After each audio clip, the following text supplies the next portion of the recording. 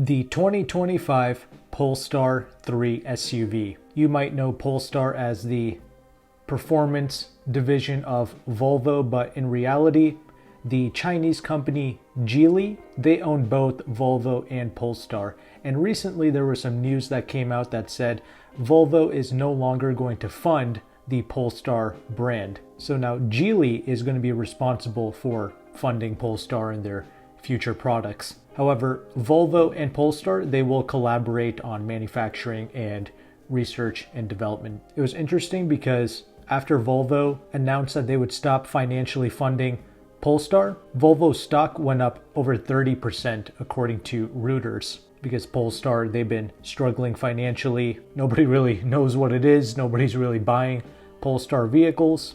But enough of that. Let's go through this new SUV that Polestar has released. We're going to have 4 different trim levels here. They're all going to be powered by a 111 kilowatt hour battery pack. They're all going to have all-wheel drive as standard. The base long-range dual motor with the Pilot pack is going to set you back $73,400. Then you can add on the Plus pack, which is $78,900. Then we have the performance models. All right, so the base performance, that's going to be $79,400, and the performance package plus $84,900. And be sure to add $1,400 to the prices I just mentioned for destination. All right, now let's get into the details of this. This is going to be a 5-seater SUV. The base models are going to come with 489 horsepower, 620 pounds-feet of torque, and it can do 0 to 60 in 5 seconds flat.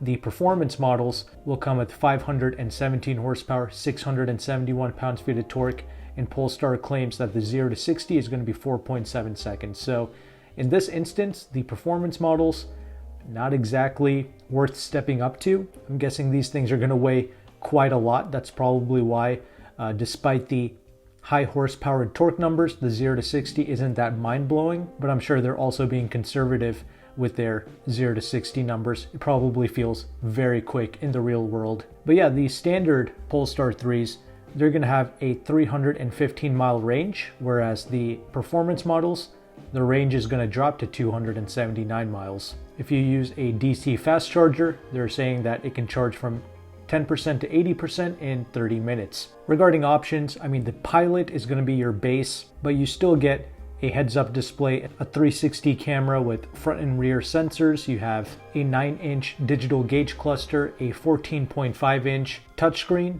and pretty much all of your important safety features are going to come standard. And I'm sure this is going to ace a crash test, no problem. The Plus is great because you get the 25 speaker Bowers & Wilkins audio system, and you have a option of getting either synthetic leather seats or wool seats. And we know in Japan, wool seats are seen as like true luxury, if you will, because it remains kind of temperature neutral, if you will. So here with the Polestar, they're giving you an option. Let me know in the comment section, would you rather have wool seats or leather seats? Anyway, also with the Plus pack, you get heated rear seats, you get larger 21-inch wheels, and if you go with that performance pack, yeah, you get the more horsepower and torque, but you also get 22-inch wheels, which I'm sure is going to be terrible for the ride. 21s are already massive as it is. So yeah, in this instance, a regular Polestar 3 Plus pack seems to be great. Now, would I personally purchase this vehicle? Absolutely not. I mean, I'm just not into any of these EVs. The range on this isn't that great. You can see more of my thoughts on EVs in the Tesla price cut video I did a few months back, but I'm sure these things are going to have really nice discounts and incentives, and I'm sure you can probably lease these things for about $700 a month. So yeah, don't let the high MSRP of these EVs fool you. These tend to be really good lease deals. In fact, recently I saw on the Lease Hacker forum, someone leased a BMW iX, $100,000 MSRP vehicle for like $500 a month. So yeah, they really want you in these EVs. They're really incentivizing these things, but clearly nobody's really buying it because EVs aren't really working out for most American lifestyles. People just drive too much. They don't want to deal with the hassle of charging. And if you don't own a home, then it's, difficult to install a charger. If you're renting, you might not be able to do that in the house that you're renting in. But second quarter of 2024, these Polestar 3s should begin delivery. And yes, production is in China. However, later on throughout 2024, they may also start production in South Carolina as well. But yeah, let me know your thoughts in the comment section below. I have to give credit where credit is due. These Polestars, they do look hot. I really like their design. It looks elegant, futuristic. The stance is good.